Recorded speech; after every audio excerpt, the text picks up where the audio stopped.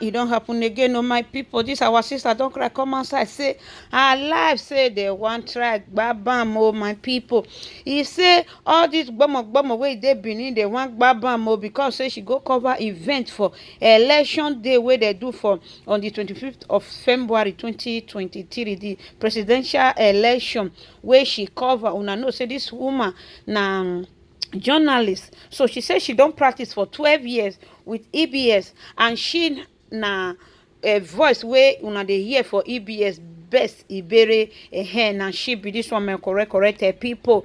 So now the election where she go cover for presidency ballot box where the chief for Benin, when she come dey interview some people, say why they go do, and the woman be this. So my people, she say her life now don't they get as e be, or say they want gbabam o, that the people they threaten her and her family, so she not dey safe again. Now she they call the government of Edo State Governor OBASEKI GODWIN, say may he can rescue her from this gbomo people hand.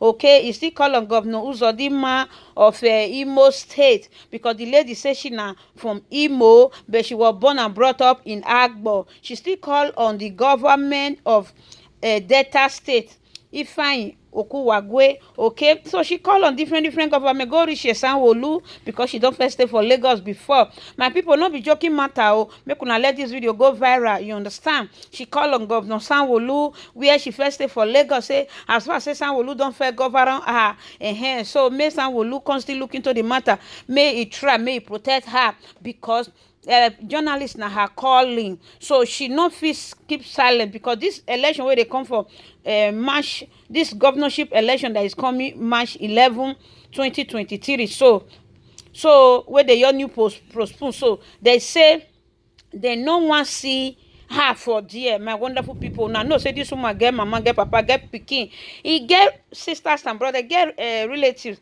where she go take care of, and she herself, you understand? At the end of the game, my wonderful people, what can they happen now? They say they don't want see her for her working place again. So what did this woman can they eat now? Sansan and bina gari. My people, now I say make I let una know, say she they cry now, say her life, say they want buy am, you understand? He say they don't try many way to gbaba koro afternoon. The senior mayor of Edo State, they be one gbaba. My people, una know the gbabi now. When person go they monitor, and when person go they follow and they go now, so she know they feel they sleep. Una go hear from the horse this morning. Una go hear from the lawyer himself. You understand? She get her own private lawyer where he come to put for inside the matter. I beg my people, Nigeria supposed to be free and fair country. Freedom of speech supposed to be allowed, you understand? She be journalist, she not do anything bad where she say open this kind of thing, you understand? Based on say Nigeria now one kind country we like guru so they make and say they want cover this case up. I beg, make government may they come to her rescue, because for inside the video una they see for down where they play the go, una will hear when one woman they talk say na Governor OBASEKI send them, but the woman make sure say she tell them say no be Governor OBASEKI, say whether they sure, you understand? So me I live on a watch the video, guys. With me is a copy of a petition done by my lawyer. We have written to the Inspector General of Police, and we have written to the Commissioner of Police in Edo State. It is a petition on attempted kidnapping and, of course, various embarrassment that I have been receiving since on Saturday last week when I covered the presidential election. My name is BeeTv. I am an independent professional journalist. Like every other journalist, we went to the field to monitor elections. I personally monitored the election across the Benin City metropolis. And in the course of our coverage, we saw an encounter where ballot boxes were smashed, destroyed, and ballot papers were equally destroyed. and we reported it as such. After that day till now, I have never rested. I've been getting calls of threats that why should I cover that kind of event. I don't know who is who. I don't know who has sent who, but I just know that at this point that my life is in danger, and so I decided to come to the authority. For your information, journalism has always been my passion. I have ND, I have HND, and I have BSc in mass communication. And I have practiced for 12 years as a journalist. In the 12 years I practiced in the private media, I have never had cause for any litigation that because of the story I did, my XYZ office was dragged before the court. There was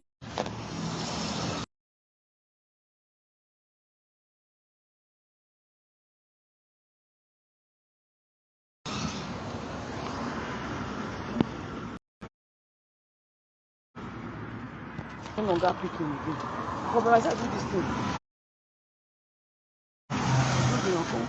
Can't walk. Now can't they support person chances.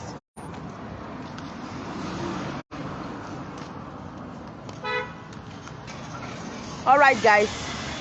So this is not the first time, like I was saying. This is not the first time that I am covering an election in Edo State. I have been covering an election for more than 12 years in this state. Elections that has to do with governorship, elections that has to do with presidency, elections that has to do with local government elections. In 2012, I covered a governorship election in this state involving a sitting governor and another. I never got any threat from any quarter. In 2013, I covered a local government election in this state. I slept at the exec office for 3 days while we were waiting for results.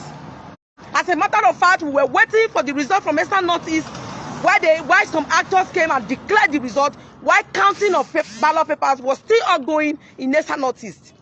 In 2015, I covered for the presidency. I was asked to cover for the PDP, and I covered for President Goodluck Jonathan in 2015. We did all that coverage.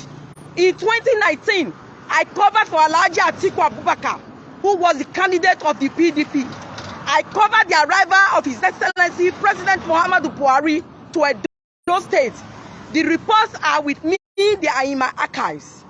In 2020, I joined the team of Governor GODWIN OBASEKI in different wards across the state. I didn't get any threats. Are you saying we do not have freedom anymore? Are you saying when we see something that is white, we should say it's black? Are you saying everybody should keep quiet and shut up? I don't get it. Why should I now be receiving threats that I did my job, diligently, and allow the people to air their views? Guys, keep sharing this video. Just be sharing this video. At this point, I want to call on the federal government. At this point, I want to call on the National Assembly. At this point, I want to call on the international community. At this junction, I want to call on the NBA. I want to call on the Nigerian Union of Journalists. I want to call on FIDA. They are saying you are a woman. Don't come out on Saturday. Best, you are a woman. What does that mean, for crying out loud? I am a woman means what? When you were in your class, when you were in the higher institution, were women given a special privilege? Were they going to their institution for free? Were they not paying the same money as men themselves? Is it because I am a woman that you are telling people if I come out on Saturday, you are going to rape me, you are going to maim me, you are going to extinguish me? For what, I may ask? You think you can push me out of the system? No way. I am a journalist, and this is what I am called to do. This is my drive, this is my passion. You cannot push me out.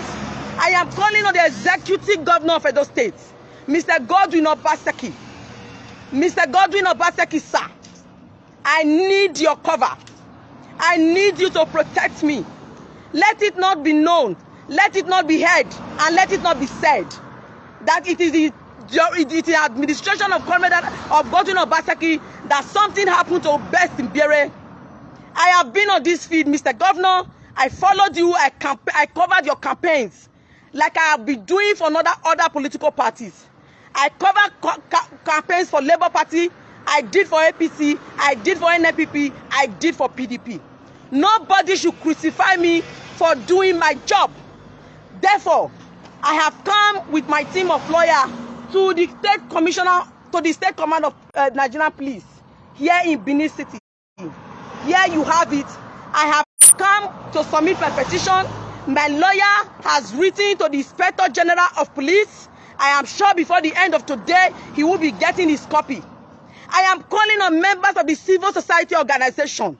You must rise up to this. You cannot shut me out. You cannot take my life. I haven't done anything. And let me tell you, I am just starting.